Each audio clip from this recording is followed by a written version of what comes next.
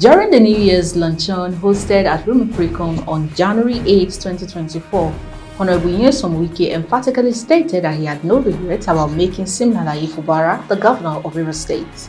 Wike emphasized that the choice of Fubara was made to maintain harmony within the state. However, in the span of a few months, this harmony turned into a public feud. The dynamics between Wike and Fubara have become a focal point of political discourse in Rivers State, leading to a series of contentious events that have significantly impacted the political landscape. We have accepted the battle to continue the race.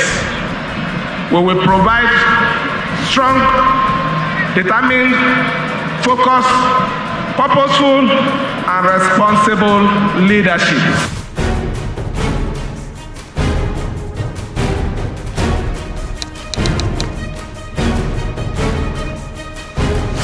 Hello and welcome to Unbiased with Eniton. Fubara's action and statement suggest a divergence from the expected loyalty to his predecessor. Initially thanking Wike for his support during the PDP's governorship primary, Fubara later took a different stance by refusing to worship Wike. While at Unbiased with Eniton, we do not support godfatherism, this shift is seen as a betrayal by many, giving Wike's instrumental role in the rise to power. The resignation of 5 commissioners loyal to Wike further underscores the deepening rift, and Fubara's move to assert his independence, which can be interpreted as ingratitude towards his political benefactor. The question begging for answer is, if Fubara reproved Wike, was he not part of his godfather's administration? Was Fubara and 58 others not declared wanted by the Economic and Financial Crimes Commission in May 2022 over 435 billion naira fraud? Can Fubara be likened to an ungrateful soul? Can it be said that karma is taking its course on Wike? Was Wike fair to his godfathers and others who helped him into power?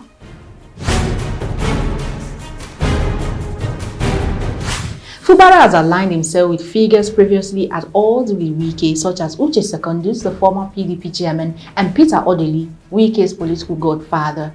This strategic realignment signals Fubara's intention to consolidate his power base by garnering support from Wike's adversaries. This move is not just a tactical shift, but also a clear indication of his desire to break free from Wike's shadow and establish his own political identity. Let me thank our dear elders. Continue to show love. Bitterness will not take us anywhere. When it comes to the time of election, fight me, abuse me, send ESCC record, send all the things. But when elections are over, what we need is to work together for the advancement of our state. It's the only way we can bring Rivers State close to what people say or what we are supposed to be like Lagos. Wike's public acknowledgement of his strained relationship with his political godfather, Peter Odili, reveals a recurring pattern of political disputes within the state. Wike's regret over supporting Fubara echoes his previous conflict, suggesting a cynical nature of political alliances and betrayals. Wike's admission of a mistake in supporting Fubara highlights the volatility and unpredictability of political loyalty in Rivers State. But do you still have a good relationship with Dr. Odili? What do you mean by good Because that relationship? statement suggests that there's a frustrated relationship between No. As it is Dr. today, politically we don't have good. We don't work together. You have Dr. Odili? Yeah, no, we don't. I'm not saying that. There are statements credited to him supporting the governor. No, why? Is that why? Why are you no longer working No, together? there could be some political differences. It has nothing to do with the personal thing. No. I see the problem people should know also that for some of us, we don't need to tell you lies.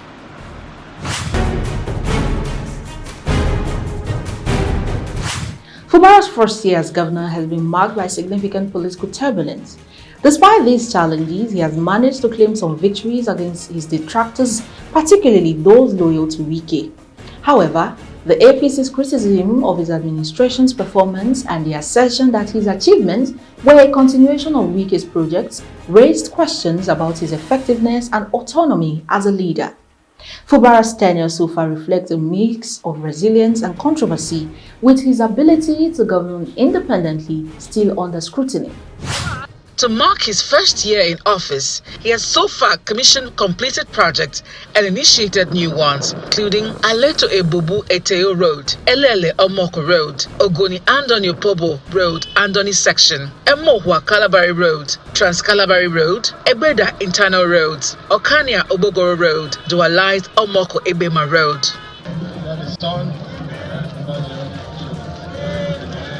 2 months ago, the governor also launched a low-cost housing project in Ikore LGA and the Mechanic Spare Part Village in Ohibo LGA.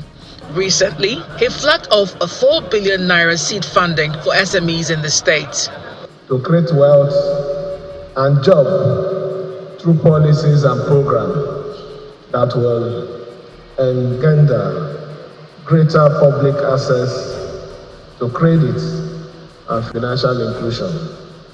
Some stakeholders in the state share their thoughts on Fubara's administration so far.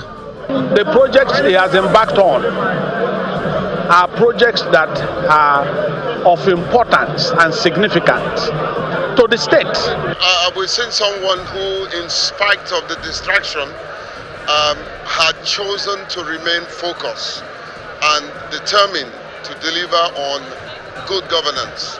The chairman of Opobonkoro local government area, Enyada Kukiga, believes projects like the Ring Road and Trans-Kalabari Road will foster rapid urbanization. These are also ways of bringing other cities closer to the city, and that is to promote the economic investment of our dear rivers people. Fubara's decision to investigate Wike's administration is a bold and potentially risky move. It not only signifies a complete break from his predecessor, but also positions him as a reformist willing to hold former leaders accountable. However, this action could backfire if perceived as hypocritical, given Fubara's previous role in Wike's administration and his own past controversies involving the EFCC. The probe can either enhance Fubara's credibility or expose him to accusations of double standards. As it is today, in the local palace, they said the jungle has matured. We will be setting a panel of inquiry to investigate the affair of governance.